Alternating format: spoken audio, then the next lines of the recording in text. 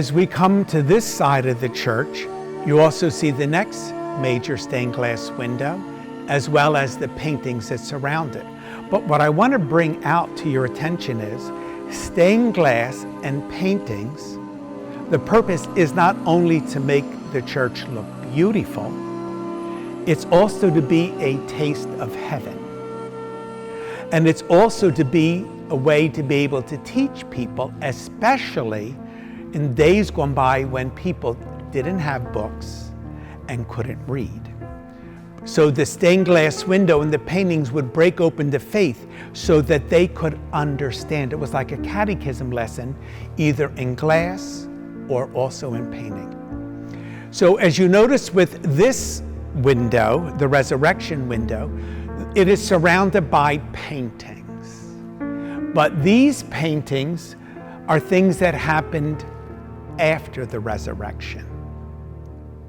So, above it is the painting of the coronation of the Blessed Virgin Mary as Queen of Heaven and Earth. And if you look at the painting, you see the dove with the Holy Spirit and the rays coming down. And on either side, you have God the Father holding the globe, symbolizing him. And on the other side is Jesus Christ, symbolized holding the scepter. And the two of them are placing the crown on the Blessed Mother, because she is the first fruit of the resurrection after Christ. What you would also notice on this side is a painting of Jesus and the angels. This is the Ascension. You notice on either side of the Ascension, you have how do we enter into the mystery of Christ? Through baptism. How is it strengthened? You notice above it, being instructed in the faith. You have someone teaching children. On the opposite side, you see Pentecost, when all of the apostles were together with the Blessed Mother and the Holy Spirit came down upon them. You notice they all have a little flame, and that's a symbol of them having received the Holy Spirit. The two paintings that are adjacent to that is, the one is a tower. Someone said, oh, you put the Tower of Pisa in there. It's Babel. Remember in the Old Testament, they were trying to show that they're just like God, and they were building this tower so they could get to the heavens and be so great, and then God struck it that they couldn't speak the same language. So Babel, like everybody say to you, yo, you're babbling on.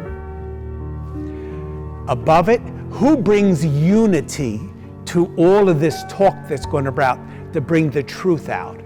And there you see a symbol of the keys of St. Peter and the tiara, the Pope, the visible head of the church. Christ is the invisible head of the church, and the Pope is the visible head. So now we come to the stained glass window.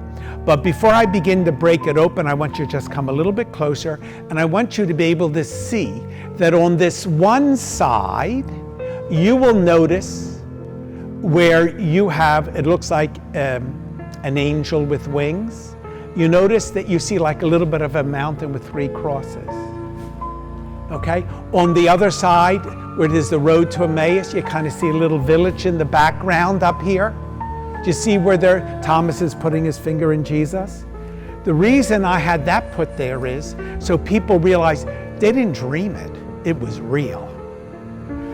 It was real. And that's where you see this. Now, when you look at this stained glass window, you look at the bottom. Remember how they said, before the cock crows, you will have denied Christ, he said to Peter 3 times. The crow and the sun coming up. Next to it is Veronica's veil. Remember, she wiped the face of Jesus. You see an image of Jesus' face on that. Remember, they had his clothes, and the soldiers were gambling for it, and they were throwing dice rather than to split it in pieces. You have the crown of thorns with the nails, the torture that they did to Christ. Here you have the spear that they stuck into his side and the blood flowed out. And you have the hyssop, and you have the sour wine where they dipped it. Remember, they held that up for him to taste. And then you have on this side, INRI.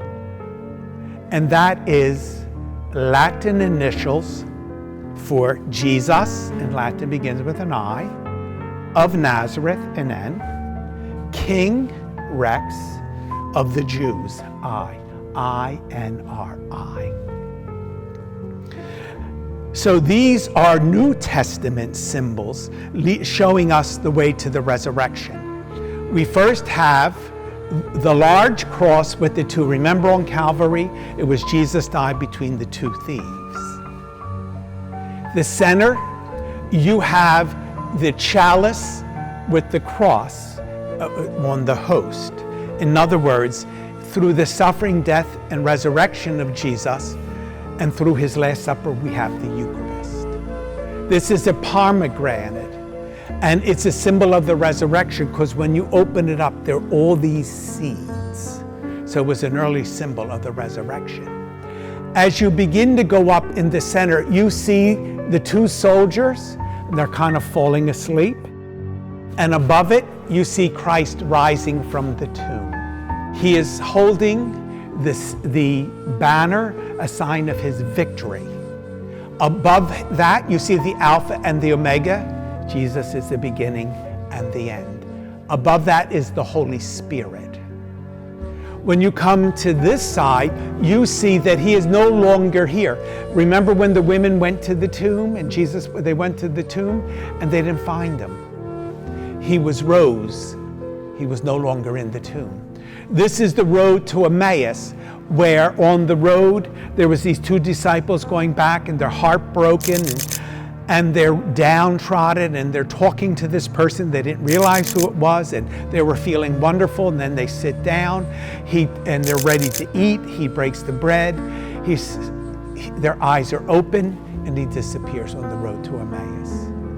When we come back to this side where the women had gone and he was no longer in the tomb, you notice there's that triangle and the trifold. One God, three divine persons. On the opposite side, it looks like a bird in fire. It's the phoenix. That's an early symbol of the resurrection. Come the bird, the phoenix coming out of the flames. When you go up a little bit higher, you will notice the rainbow, which is a sign of the covenant, with the cross, that Christ is the promised one. On the other side, you see a pelican, that's a bird, and you see her feeding her youngs. That's a sign of the Eucharist. They say that she would go all the way into herself to get the food, to give it to them, and let the little birds in, that they'd even go almost as far as her heart. And then in the center of it, you see the hand, divine providence. So with all of our stained glass major windows, you have the hand of God, divine providence. This is what God foreordained. And everything is through the working of the Holy Spirit.